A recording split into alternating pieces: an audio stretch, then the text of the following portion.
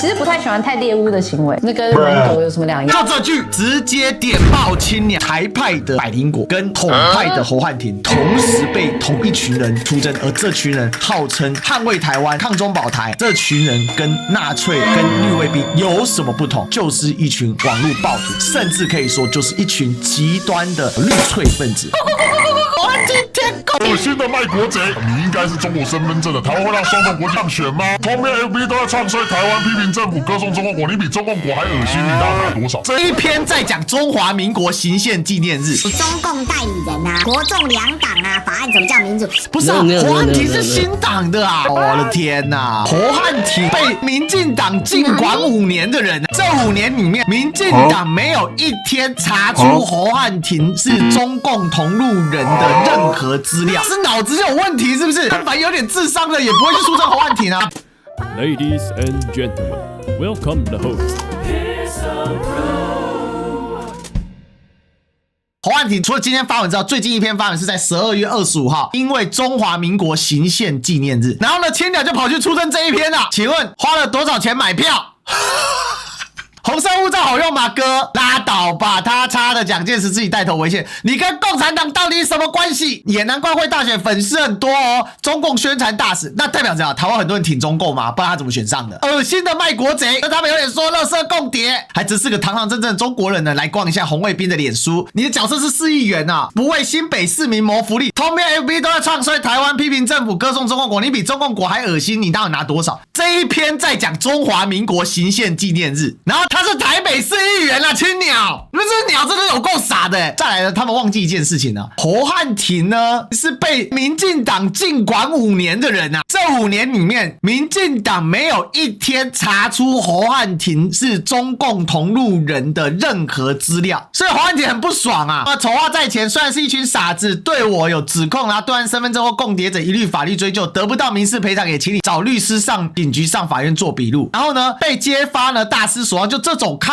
海峡导报的员工建议一个统派要从政就加入国民党、新党、统促党，等于这3党都是中共同路人。那亲中赵天麟推荐人进民进党，那民进党全部是亲中加外遇，逻辑死亡还能信，佩服佩服啊！这个海峡导报在整个中国都不算什么大媒体啊，把员工的闲聊拿来当圣旨啊，自以为发现了不起的秘密，正好显见对大陆的无知。夏虫不可语冰，井蛙不可语海，不用羡慕嫉妒。我了解我这种高等级的工作，对台湾一群只会靠嘴炮反共的骗钱的垃圾，但也是难以理解啊！以前民进党我是共谍，国安单位司法认证，一切子虚乌有，无罪还我清白之身。青鸟，go go go go go go go go go， 侯汉廷天共，侯汉廷天共，是脑子有问题是不是？但凡有点智商的也不会去出征侯汉廷啊，所以被侯汉廷打得乱七八糟。当然青鸟还是很嗨啦，他觉得说他们抓到了啊。那青鸟出征侯汉廷啊，不打紧，去出征谁呢？去出征凯莉啊。那凯莉讲了什么让他们去出征呢？来，就这一段，大家都在吵什么89那个议题。我必须要先说89影片我没有看完，因为我都在 LA 演出，所以其实我没有看完，就大概看了一下，我就觉得哦蛮酷的，想要把这个东西拍出来，我觉得是很酷的。但是我现在看到的后续，我其实不太喜欢太猎巫的行为，必须要有证据，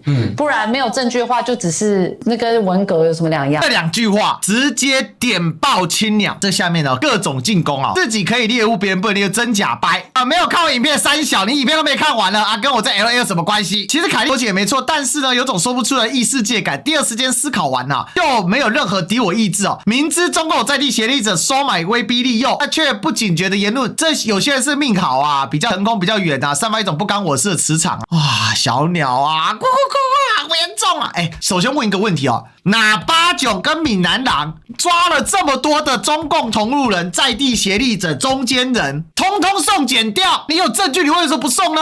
你89跟闽南郎，你们才是最大的中共协力者吧？中共同路人吧？呵呵，把收钱统战大外宣讲了理所当然、轻描淡写啊！中共有给钱啊，所以你知道啊，所以你也看到金流好熟悉的2个字哦。没看完就发表意见，整个重点不对，主持人话题也是1秒歪掉。那凯莉莉的说法呢，让青鸟竟然认同的是说，哎呀，这真的是现代文革啊，非常正确，本来就是文革啊，文革鸟跟绿卫兵满天飞，今年真是台湾文革元年，一堆人都被推上台批斗了。说实话，讲出这样的话，他事实上已经离开了青鸟圈了。那最后凯莉还是道歉了，他虽然没有看完这影片呢，就讲了很像文革，好像有点否定了八九的心思啊，完全不是我的本意啊，我觉得很抱歉。但是呢，来了一个回马枪。其实呢，我最想表达的是，在网络两边极端化的声音呢越来越大声，很多人甚至不敢提出自己的看法，生怕与主流意见不同而被骂。有些人只是去中国旅游，也一样会被针对，甚至担心提出不同的看法，也被怀疑是拿中国的钱在做事。这样真的会有在网络上被猎物的感觉哦。谢谢大家辛苦了，我是凯莉 #道歉声明。虽然看起来是指道歉声明，事实上还是在批八炯在猎物，只是呢不指名道姓而已哦。我只能说凯莉你真是聪明的，侯汉廷跟凯莉可以被同一群人出征，这是个很荒谬的世界啊！凯莉非常台派的，所以其实这一波就是黑熊在透过八炯整个闽南党他们所经营的这种网络社群，在操作这一群人在沸腾，来进行他们的社群的整并，来进行他们整个社群的一个调动。所以其实这个所谓的与其美其名叫纪录片，更大程度是什么？调动反共情绪，重新提存自我粉丝。再来，他们整个社群里面的沸腾程度，来，我跟你说，他真的骗到一些人。这个是在八炯的那个